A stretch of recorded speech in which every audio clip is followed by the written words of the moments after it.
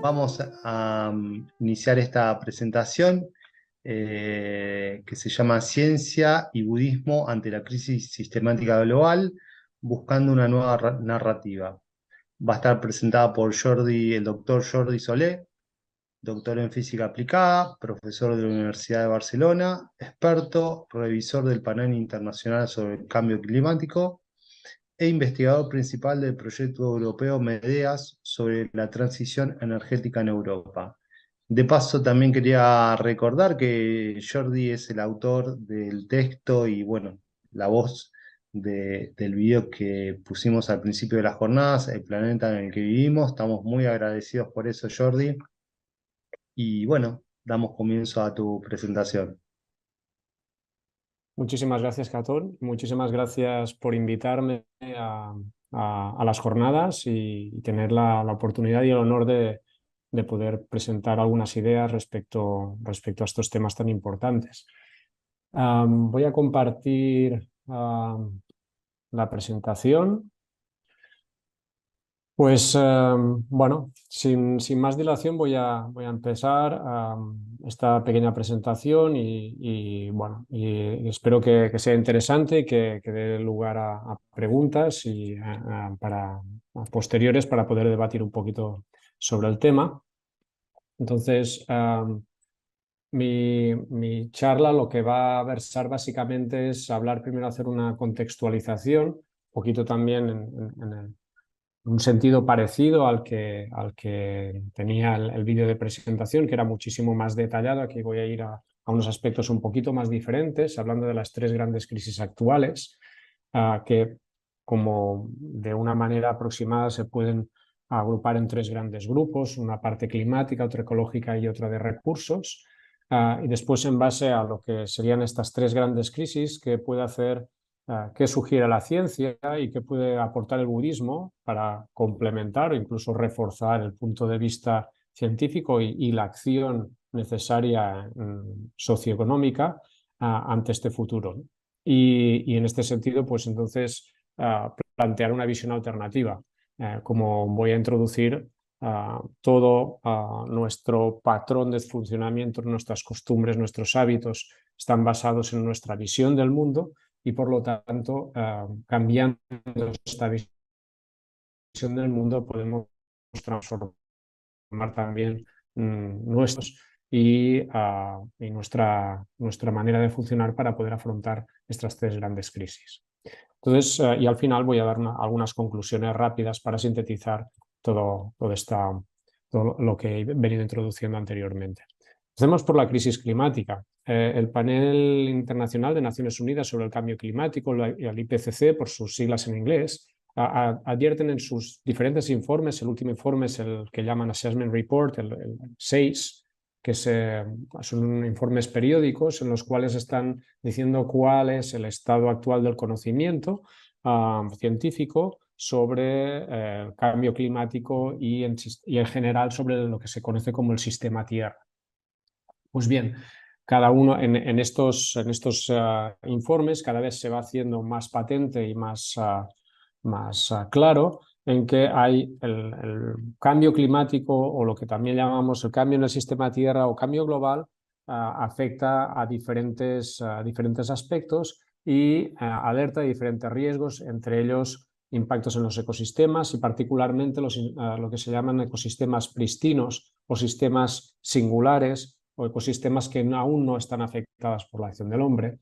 La recurrencia de fenómenos climáticos extremos, y esto tenemos una noticia hace poco y un evento terrible que ha sucedido en Acapulco con un huracán que ha tenido efectos devastadores de manera inusitada y con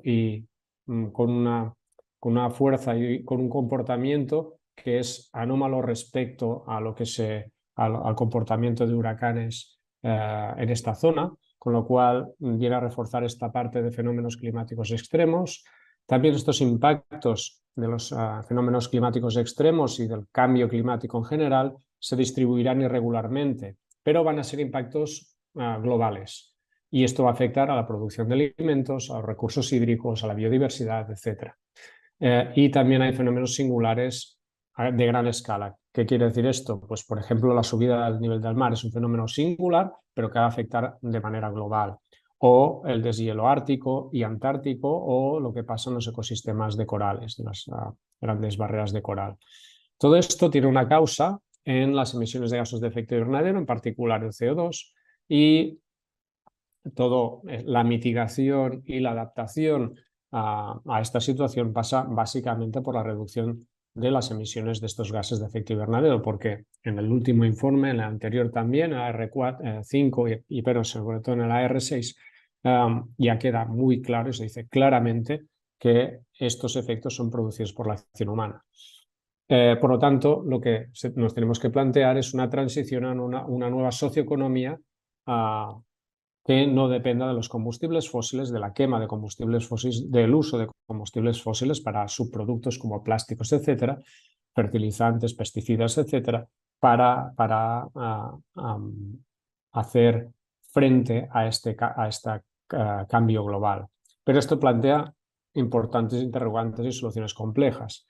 Para ver la magnitud de lo que significa, esto es una gráfica de cómo eran las concentraciones de CO2 en la atmósfera desde la situación anterior, hace unos 10 años, hasta 45.000 años atrás. Vemos los puntos azules son un periodo glacial, es decir, es el periodo glacial de la Tierra.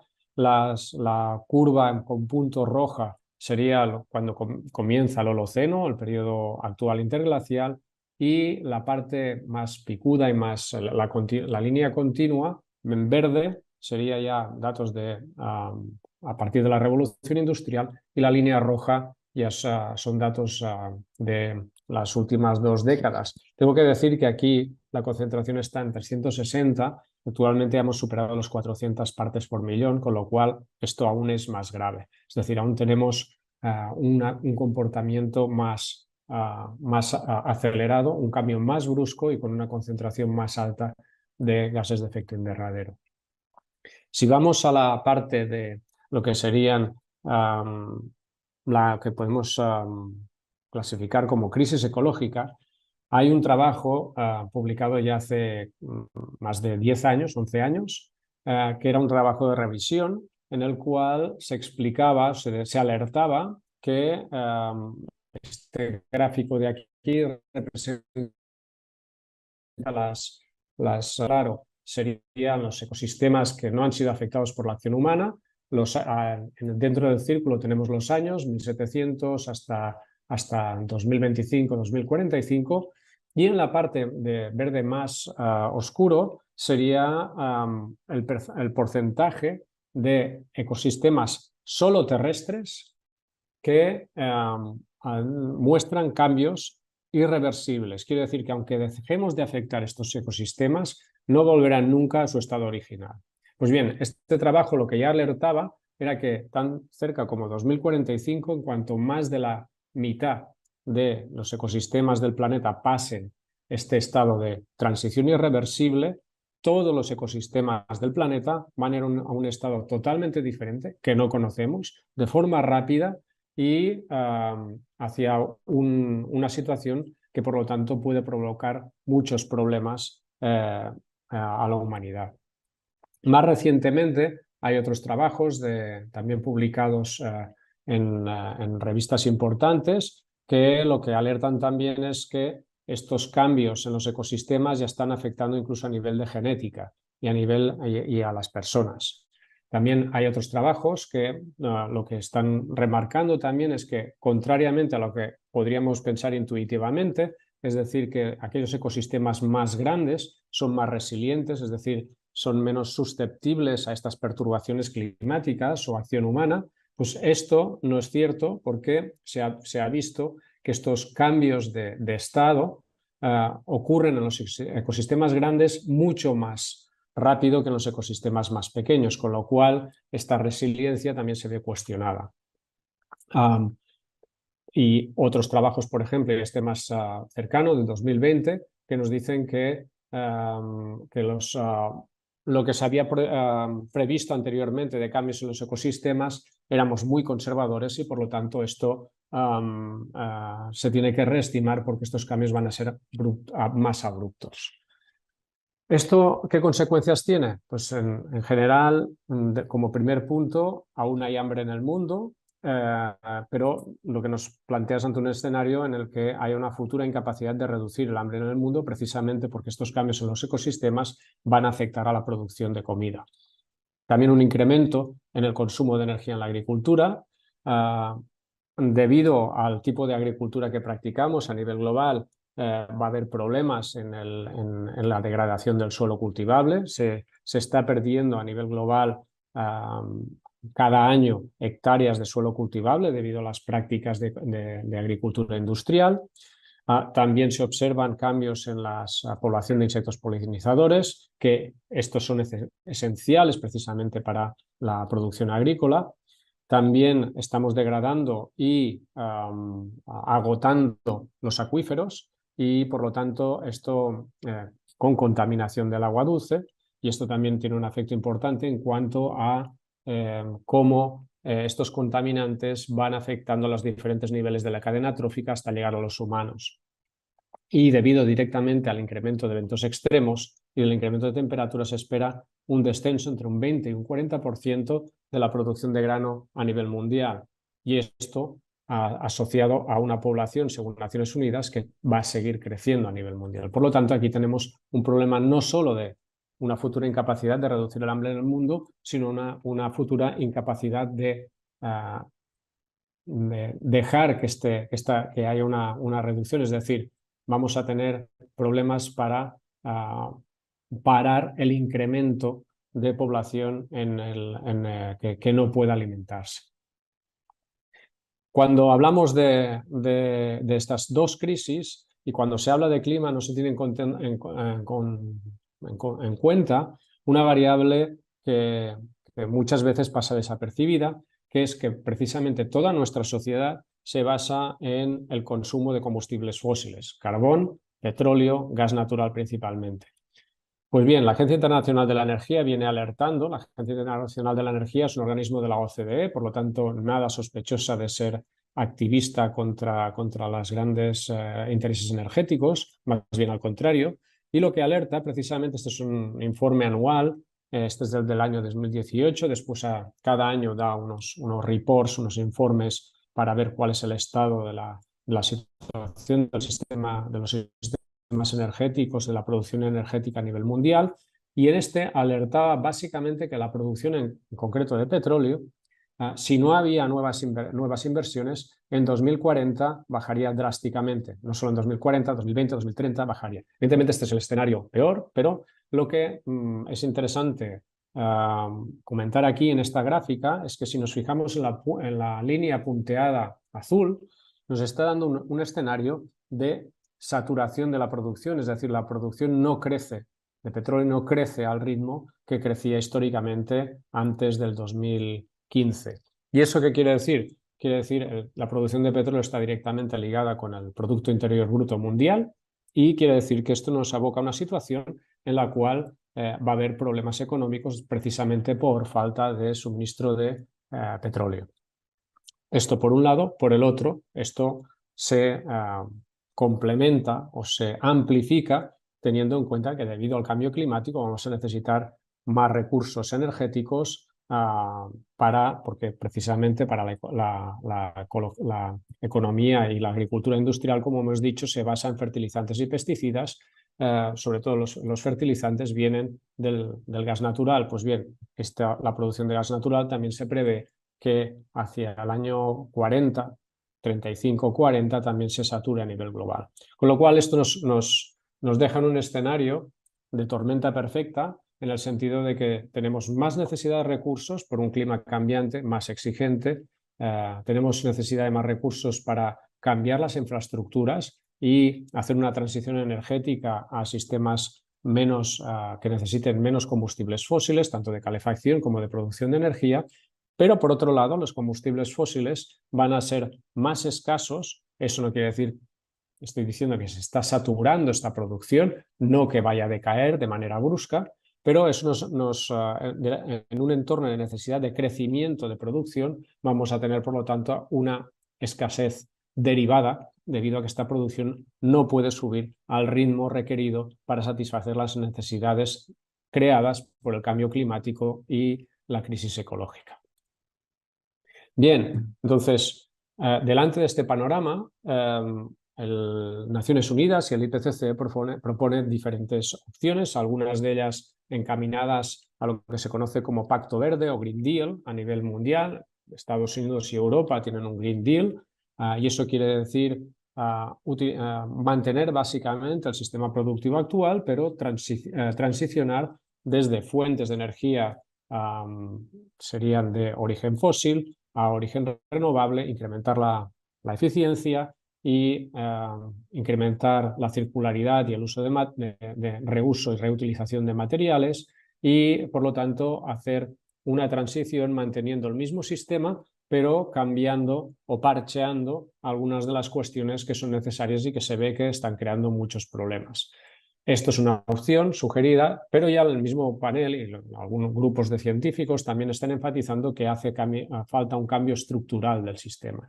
Y eso quiere decir medidas a nivel político, a nivel social, pero también quiere decir implementar una nueva manera de entender nuestra relación con el medio ambiente y con los ecosistemas.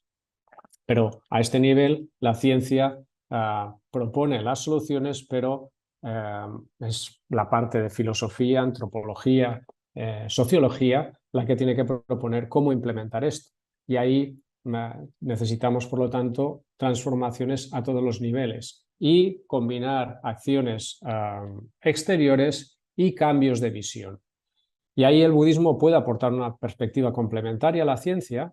La ciencia propone cambios y direcciones de cambios para apoyar esta gestión de la crisis, cambiando la mentalidad y la visión para ayudar a esta transformación individual y social. Por lo tanto, lo que es necesario es un cambio de paradigma realmente, es decir, cambiar no solo las estructuras de funcionamiento de la sociedad, sino como individuos, cómo vemos el mundo y cómo entendemos las relaciones entre individuos y las superestructuras o las estructuras que estas relaciones están creando, ya sean estructuras económicas como empresas, colectivos, etcétera, o sean estructuras sociales como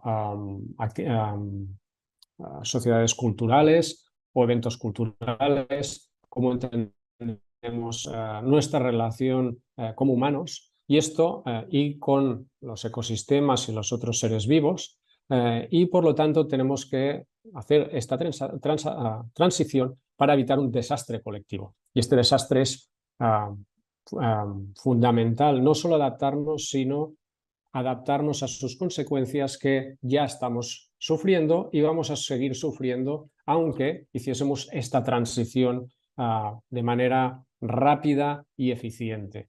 Por lo tanto, necesitamos un cambio sin precedentes, un cambio que no se ha dado de manera proactiva en la historia de la humanidad, estos cambios a gran escala y a nivel global. Por lo tanto, son cambios enormes que necesitamos hacer a tres niveles: a nivel colectivo, a nivel individual, y para hacer este cambio a nivel individual y nivel colectivo necesitamos cambios internos en nuestra manera de ver el mundo, en nuestra manera de entendernos a nosotros mismos y de cómo vemos y cómo gestionamos nuestras propias emociones, sentimientos y percepciones de lo que nos rodea y de quienes nos rodean. La pirámide invertida del cambio, para una visión convencional, no budista, descansaría básicamente en el individuo. El individuo crea relaciones entre individuos que moldean la sociedad. Esta sociedad actúa sobre el ecosistema y el ecosistema y la sociedad se relacionan con el medio ambiente. Cada uno de estos niveles estaría también interaccionando con el mismo. Los individuos experimentan una transformación debido a su relación con la sociedad a nivel de redes sociales, a nivel de propaganda, de anuncios, etcétera. Esto también moldea las interacciones individuales y lo mismo el ecosistema, la sociedad moldea el ecosistema y el ecosistema también acaba moldeando la sociedad. Por ejemplo, la pandemia de COVID moldeó la sociedad en el sentido de que un virus proveniente de una zoonosis acabó afectando a la sociedad, los individuos y la socioeconomía debido precisamente a este impacto de la sociedad de reducir cada vez más el espacio de las especies salvajes en los ecosistemas. Por lo tanto, tenemos la base del individuo y en la cima el medio ambiente, pero esta parte individual interna del individuo queda sin respuesta en este sistema. Por lo tanto, basados ya en una visión más centrada en el Dharma, sería interesante considerar como el centro de todas estas relaciones la visión. Podríamos decir incluso la cosmovisión. ¿Qué visión tenemos de no solo los individuos, sino del medio ambiente y de las relaciones que tenemos del medio ambiente o en general con el sistema Tierra? Por lo tanto, aquí esta visión transformaría al individuo, las relaciones individuales transformarían la sociedad, esta sociedad tendría otra relación debido a la visión del ecosistema y de ser partes integrantes del ecosistema, transformaría esta relación con el ecosistema y por ende también se transformaría el medio ambiente, la relación con el medio ambiente. Hasta aquí la parte teórica, pero ahí esto hace falta bajarlo a una parte más concreta, más específica, porque hemos visto los dos sistemas, sistema basado en individuo, individualismo, competencia, etcétera, egoísmo en el sistema actual, el fomento del consumo del individuo y una pérdida de peso importante en la parte, digamos, más social, es decir, centrar más en una sociedad como conjunto de individuos que una sociedad como una integración de individuos entre ellos. Entonces, este cambio de visión apuntaría más a una visión más integrada de individuos, sociedad y ecosistema junto con el medio ambiente que los contiene. Pero ¿cuáles son los problemas o los pilares básicos sobre los que descansa esta visión, la visión actual, esa visión que pone al individuo en el centro? Este paradigma socioeconómico actual se basa en una visión distorsionada del mundo. Básicamente, los humanos somos antropocéntricos y nos pensamos y vemos como una parte separada de la naturaleza, pero no solo separada de la naturaleza, sino como una parte que, debido a la tecnología y también a la ciencia, domina esta naturaleza, la transforma a su voluntad y no tiene que asumir las consecuencias de esta transformación. Entonces, esto precisamente deriva en una visión actual que se sostiene en tres grandes pilares, porque pensamos implícitamente en esta visión y este paradigma sociocultural que no hay consecuencias y por lo tanto el individualismo es la razón de ser, el materialismo y la satisfacción del individuo y sus necesidades materiales es lo único que tiene sentido y esto no va a tener nunca un límite porque hay un progreso debido a la tecnología. Y en eso nos basamos en una visión sesgada de lo que ha hecho la tecnología en cuanto a mejora del nivel de vida del norte global, sin tener en cuenta que esto ha ido degradando un sur global que no queremos tener en cuenta. Pero estos tres pilares, individualismo, cosificación o materialismo y determinismo de progreso, producen precisamente desajustes que van a este incremento de la necesidad material, produce estrés. Este incremento de la necesidad material está basado en un aparato de propaganda que lo que hace es fomentar la insatisfacción y este estrés e insatisfacción producen un estado de agitación permanente que nos lleva precisamente a que el estrés sea la enfermedad del primer mundo y que produce graves consecuencias después a la salud física, a la salud corporal. A partir de aquí el budismo es una visión, una filosofía, una manera de entender el mundo que nos aporta precisamente una visión diferente y unas estrategias para contrarrestar estos tres pilares.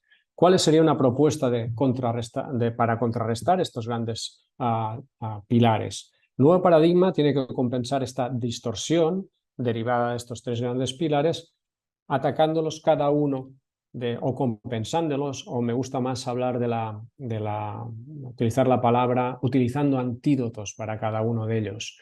Por lo que respecta al individualismo y a las limitaciones que impone en cuanto que nos separa de la sociedad, ahí estaría la parte de contraponer o tener en cuenta el antídoto de la empatía, del altruismo, de la importancia de la cooperación.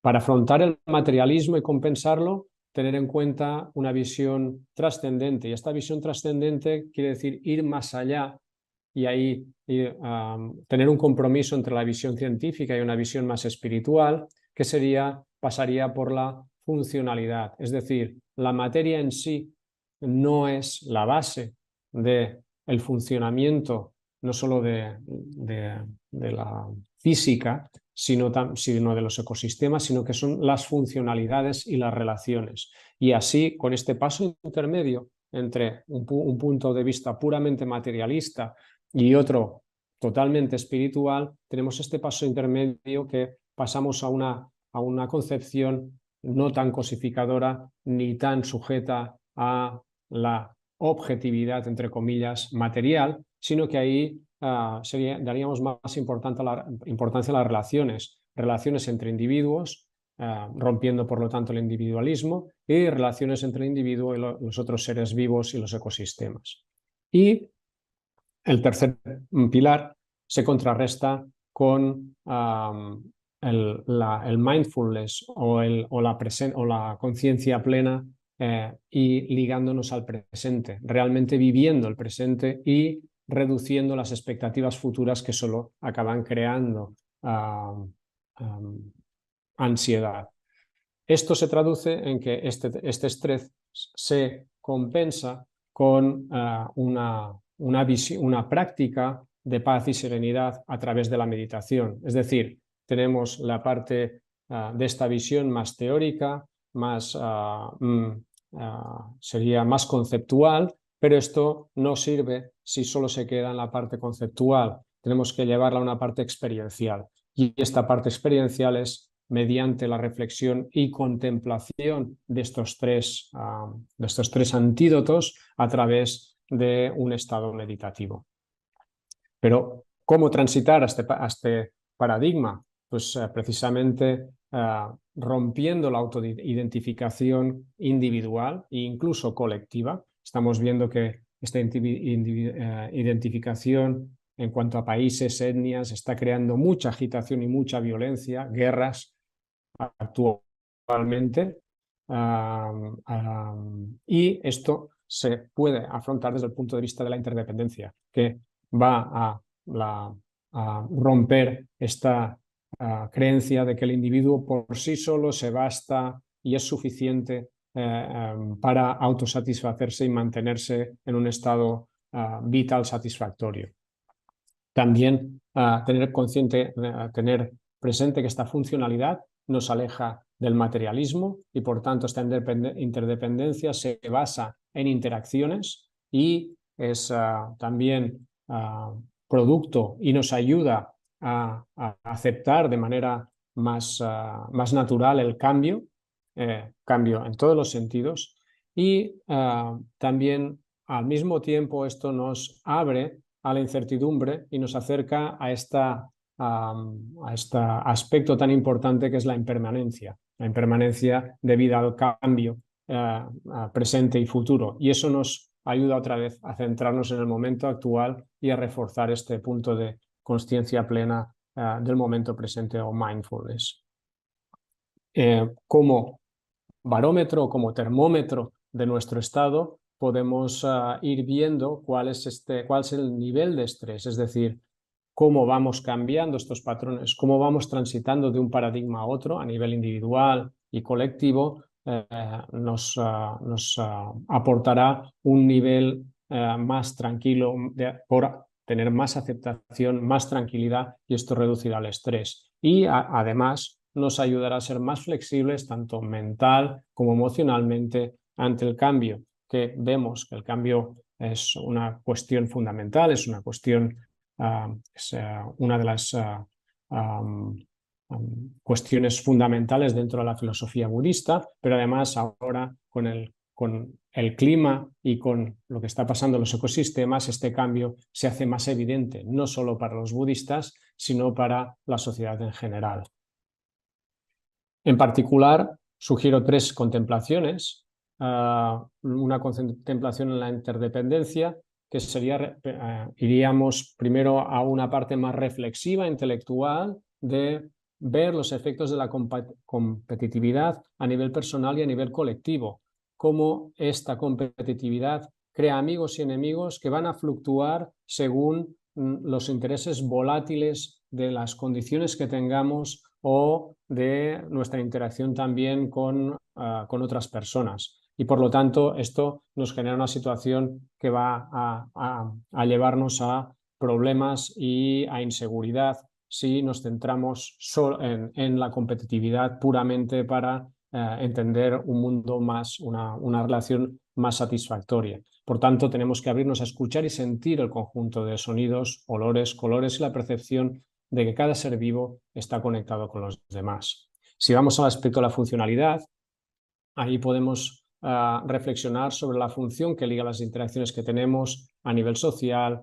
a nivel ecológico, etc. Y contemplamos cómo los sonidos nos llevan a entender diferentes funciones y acciones que existen entre los diferentes seres. Esto se puede hacer de manera muy evidente cuando estamos en un bosque. Y finalmente la impermanencia nos ayuda reflexionaremos a partir de la importancia que damos a alcanzar nuestras metas para conseguir satisfacción y la contrapondríamos a la paz que surge de sentirnos solo vivos o de simplemente percibir lo que nos rodea y intentar ver cómo la incertidumbre no solo vista desde un aspecto negativo nos aportaría inseguridad y angustia, pero visto desde un punto de vista de aceptación, nos aporta libertad. Finalmente, ya para concluir, nos enfrentamos a 3 grandes crisis: ambiental, ecológica y de recursos o energética. La visión y la filosofía budista complementa la ciencia para ayudar a este cambio necesario y todo nace del cambio interno individual, trabajando la serenidad interior, la trascendencia, la presencia y sobre todo la empatía. Podemos para ayudar al gran reto colectivo actual. Y por lo tanto, reflexionar sobre estos aspectos y contemplar los antídotos a los 3 grandes pilares que sostienen la cosmovisión actual nos proporciona herramientas para este necesario cambio de visión. Muchas gracias.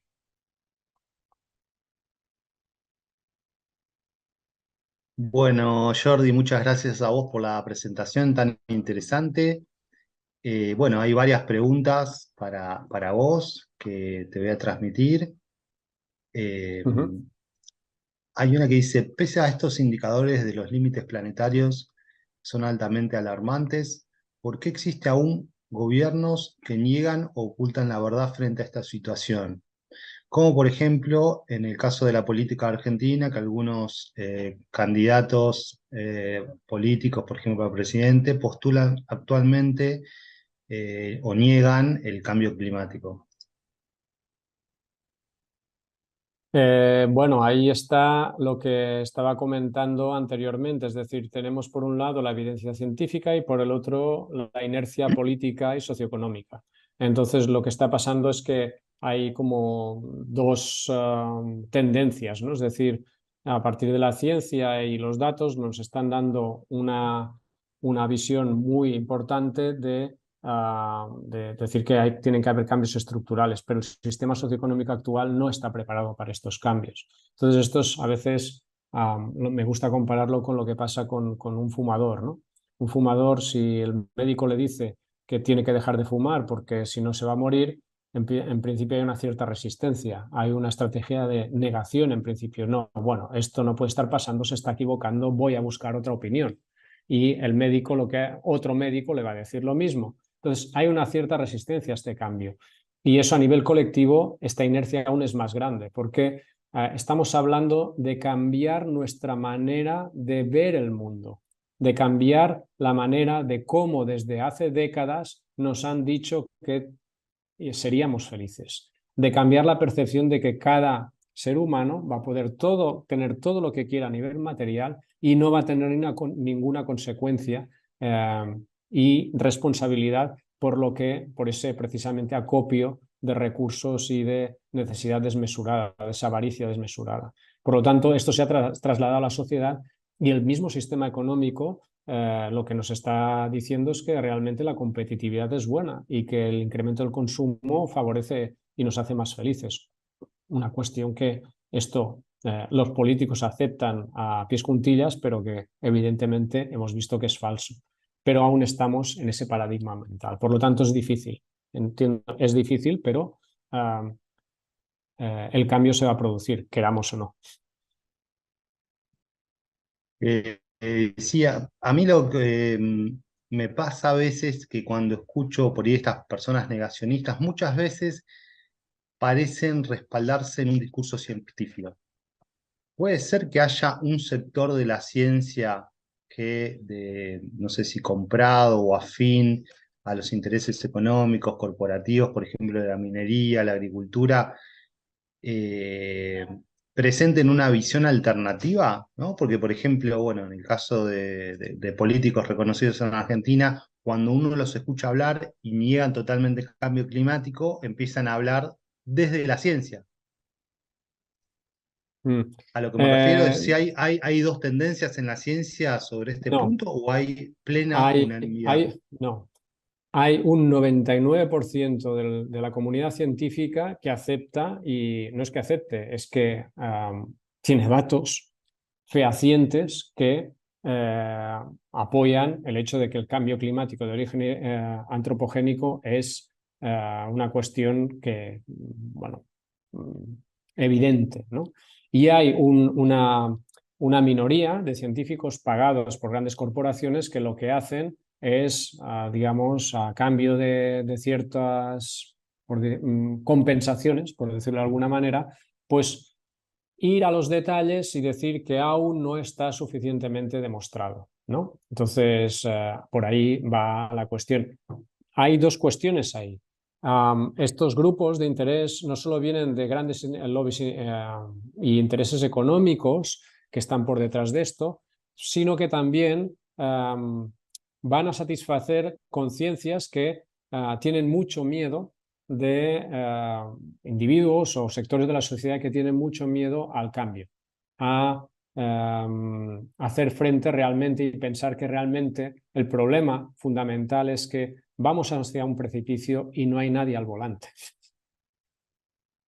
Eso es peor de que haya alguien muy malo al volante que nos esté conduciendo al precipicio, porque ese muy malo, al menos en el último momento, podrá cambiar de dirección. Entonces, todas las teorías conspiranoicas que niegan el cambio climático, que dicen que esto es un inmenso complot mundial de los científicos, van un poquito también en esta dirección de necesidad de satisfacción psicológica porque no se quiere afrontar realmente que el problema es muy grave y que realmente el sistema actual no puede hacer frente a eso. Y eso es, creo que incluso más terrible que haya un problema muy grave. Es decir, si se hunde un barco y hay alguien al frente, eso da una cierta tranquilidad. Pero si no hay nadie al frente, si el capitán ha desaparecido, eso da mucho más miedo.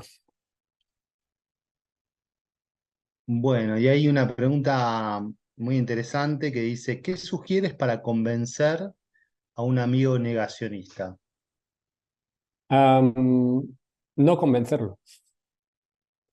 Yo ahí he aprendido mucho del budismo.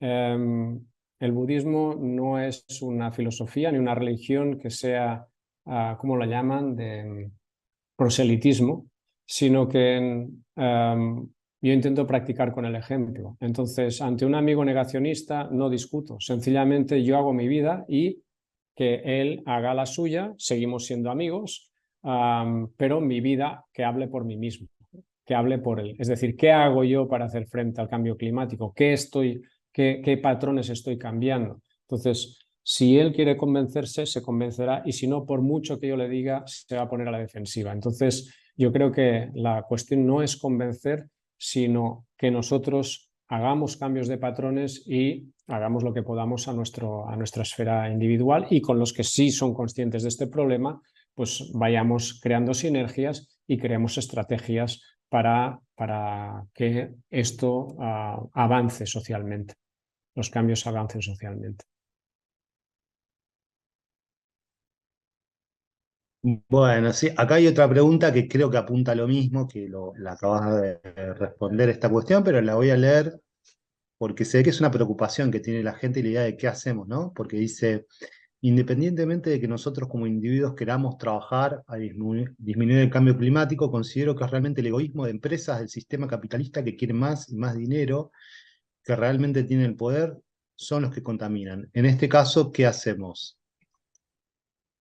Nosotros tenemos un gran, y no somos conscientes de ello, pero las empresas sí que son conscientes de ello y por eso tienen todas las propagandas de los aparatos de marketing. Si una empresa experimenta un descenso en el consumo de solo un 2 o un 5%, se empieza a preocupar. Por lo tanto, eso quiere decir que nosotros como consumidores tenemos mucho poder. Entonces, a partir de ahí, no digo que solo esto funcione, pero tenemos que ser conscientes que tenemos responsabilidades a nivel individual, a nivel colectivo y a nivel político, digamos, y de grandes estructuras, ¿no? Hay responsabilidades a esos tres niveles. Pero a nuestro nivel más individual, podemos hacer acciones como ver qué compramos, cuándo compramos y cómo compramos, ¿vale? Si pedimos plástico o no, si compramos productos envueltos en plástico o no, si compramos productos de proximidad o no, cómo nos movemos, cómo nos desplazamos, si tenemos en cuenta nuestra huella de carbono o nuestra huella ecológica. Todo esto va a producir cambios por un lado y por el otro nos va a ahorrar también mucho dinero, porque comprar de proximidad y reducir el uso de vehículo privado, utilizar más transporte público, movernos menos o de una manera más con transporte público, etcétera, y cambiar nuestros hábitos alimenticios o nuestros hábitos incluso de culturales o de diversión, etcétera, nos va a aportar más satisfacción porque vamos a estar menos enganchados a pantallas, por ejemplo, y más resiliencia, porque vamos a necesitar menos recursos. Para estar más satisfechos necesitaremos menos cosas. Entonces es un win-win situation, como se dice en inglés. Bueno, Jordi, muchas gracias. La verdad que es un gusto escucharte. Agradezco al resto de los ponentes de este bloque temático.